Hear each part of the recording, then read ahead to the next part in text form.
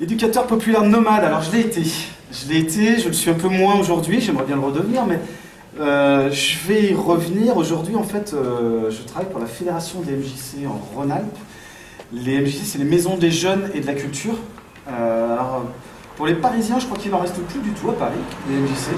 Il me semble qu'elles ont toutes été récupérées par la ville de Paris. Par contre, en France, il en reste un bon millier. 1200, quelque chose comme ça. Donc c'est des associations qui reposent sur une idée très simple, qui est une idée qui est assez ancienne, et qu'un jour des gens ont décidé d'habiter et de concrétiser, qui était de dire que dans chaque village, chaque quartier, il faudrait un lieu d'expression citoyenne, une maison où tout serait possible, une maison où il n'y a pas forcément d'habitants, mais où les gens peuvent venir et réaliser ce qu'ils ont envie de faire. Et ça peut se traduire de plein de manières. On peut y organiser un débat, on peut y faire une formation, comme nous allons faire ces 2 jours. On peut y organiser des spectacles, on peut y organiser des veillées, on peut organiser des cours de peinture, de danse, etc. Donc voilà, moi je travaille pour ce réseau-là. Je ne vais pas développer plus longuement, s'il y en a que ça intéresse, on en reparle après. Et j'en suis venu à ce réseau-là après tout un parcours où j'ai commencé jeune animateur à m'occuper des enfants. Et puis après, je suis passé au plus grand, je me suis occupé des jeunes dans les quartiers populaires, enfin occupé des jeunes. J'ai travaillé avec des jeunes dans les quartiers populaires. J'ai un parcours où j'avais toujours le même intitulé métier, mais à chaque fois, je faisais des choses complètement différentes. Donc ça m'a amené quand même beaucoup de questionnements sur le sens de ce métier, à quoi je servais. Et surtout quand je travaillais notamment dans la banlieue lyonnaise et dans une belle structure municipale relativement bien financé, on était payé pour pouvoir emmener des jeunes au sport d'hiver, à Walibi. Bon, c'était sympa, ça les occupait, mais j'ai fini par me demander si j'étais pas un peu là pour acheter la paix sociale en fait. Et j'ai fini par me dire que c'était pas vraiment ça le but de mon métier. En tout cas, j'avais pas choisi de faire ça pour ça. Alors, au départ, j'avais commencé comme tous les jeunes animateurs, parce que je trouvais que c'était sympa, on jouait avec des enfants, c'est plutôt un boulot de feignant. Voilà, on ne demande pas trop d'efforts, faut pas trop réfléchir, enfin, quoique. Et puis, de fil en aiguille, on se met à construire des choses de plus en plus lourdes et de plus en plus longues dans le temps, et on avance, mais il y avait toujours cette question du sens, où je me dis, mais qu'est-ce que je fais là?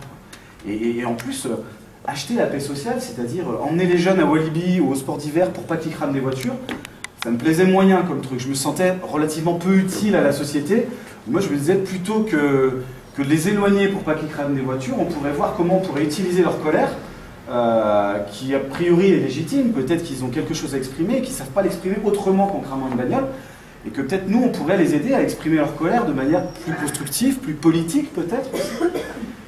Et puis on me disait que je faisais de l'éducation populaire, j'y croyais vraiment, mais quand je lisais des textes sur l'éducation populaire, des grands textes fondateurs faits par des grands pédagogues, des théoriciens et ça, et que je voyais ma pratique quotidienne, il y avait un fossé énorme. Et donc j'ai fini par partir, j'occupais un poste absolument génial, je bossais dans une belle maison, en centre-ville de Lyon, avec 3000 adhérents, avec plein de choses, je gérais des spectacles et tout. Et quand j'ai dit qu'en fait, je trouvais de moins en moins de sens et que je voulais partir, on m'a regardé comme ça, t'es pas heureux là? Si, je suis heureux, mais il me manque un truc. Et donc, c'est là que je suis devenu éducateur populaire nomade, c'est que je suis parti 2 ans pour aller voir un peu ce que les autres faisaient ailleurs. Voilà, donc c'est un projet que j'ai appelé Educ Pop Tour. Et mon idée, c'était de me dire, mais l'éducation populaire, qu'est-ce que c'est finalement en dehors de notre pratique franco-française? J'avais déjà rencontré quelques Italiens, quelques Belges. Je voyais déjà qu'ils n'avaient pas tout à fait la même approche. Je me disais, si je vais encore plus loin, peut-être que je vais découvrir d'autres horizons. Et donc ça s'est concrétisé de manière assez intéressante. Donc 2 ans sur les routes, à rencontrer des gens qui menaient des expériences très diverses, très variées. Je suis allé dans une trentaine de pays à peu près. J'ai rencontré des toutes petites associations de jeunes qui faisaient avec mes 3 bouts de ficelle au fin fond d'une montagne, des gens dans un gros institut, par exemple l'Institut Paulo Freire, dans la ville de Sao Paulo, qui fait quand même 22 millions d'habitants, voilà, plein d'expériences. Et notamment, par exemple, en Tunisie, un an après la Révolution, dans un contexte post-révolutionnaire, en Chine, dans un contexte où la démocratie ne va pas de soi et on essaye et où les gens essayaient des entrées détournées pour essayer quand même d'avoir une pratique démocratique, mais sans que ça soit trop visible pour pas que le pouvoir local leur tombe dessus. Dans des contextes, par exemple, là j'ai un t-shirt, j'ai ramené du Chili, où j'ai travaillé avec une petite radio avec des anciens résistants du temps de la dictature. Et puis je me suis retrouvé, et voilà, pas vous raconter toutes ces expériences, mais me concentrer sur une qui peut peut-être faire résonner des choses et puis faire poser quelques questions. Ça se passait au Laos, en fait. J'étais arrivé au Laos à vélo par le Vietnam, et je découvrais un pays qui se relevait de presque 30 ans de conflits armés, plus de 30 ans de conflits armés, en fait. Le Laos a été colonisé par la France, première guerre, une colonisation moins violente que celle du Vietnam, mais quand même relativement, enfin déjà armée. Voilà, ils ne sont pas arrivés les mains dans les poches, hein, l'armée française. Et bon, les violences ont commencé à ce moment-là pour eux. Donc ils ont vécu la colonisation, la Seconde Guerre mondiale, ils sont entrés en résistance. Après la Seconde Guerre mondiale, ils ont commencé, eux, leur guerre d'indépendance. Après la guerre, ils ont obtenu leur indépendance, quand avec les Vietnamiens et les Cambodgiens, ils ont réussi à virer les Français dehors en 1954. Et puis là, ils sont mis en guerre civile, parce que qui allait diriger le pays? Et puis là, il y a eu la guerre du Vietnam. Et comme les armées vietnamiennes passaient par le Laos pour ravitailler, les Américains avaient décidé de bombarder le Laos. Et quand je dis bombarder le Laos, c'est le bombardement le plus massif de l'histoire de l'humanité. C'est-à-dire que pendant à peu près 8 ou 9 ans, il y avait un B-52 qui décollait toutes les 5 minutes.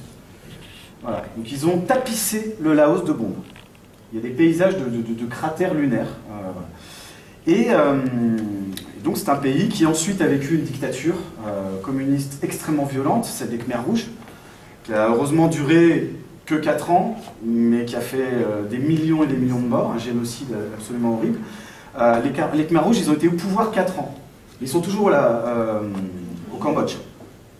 Oui, alors les Khmers rouges, c'était pas au Laos, c'était le Pathet Lao, mais c'est les mêmes. Je me mélange un peu parce qu'il y a aussi des Khmers et tout ça, mais voilà, c'est exactement la même histoire. Une minute. Il me reste 1 minute, parfait.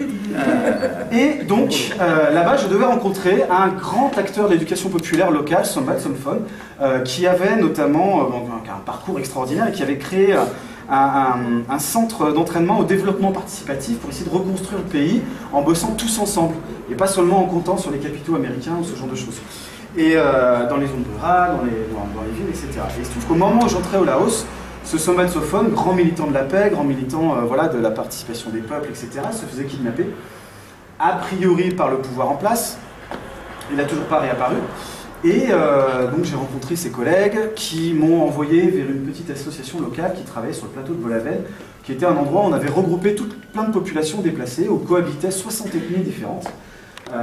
Et donc j'ai rencontré des jeunes qui essayaient de reconstruire politiquement cette nouvelle entité territoriale qui n'existait pas avant, et où des gens de tout le pays essayaient d'un village à l'autre de voir comment ils pouvaient s'organiser pour construire ensemble un territoire et pour s'entendre politiquement.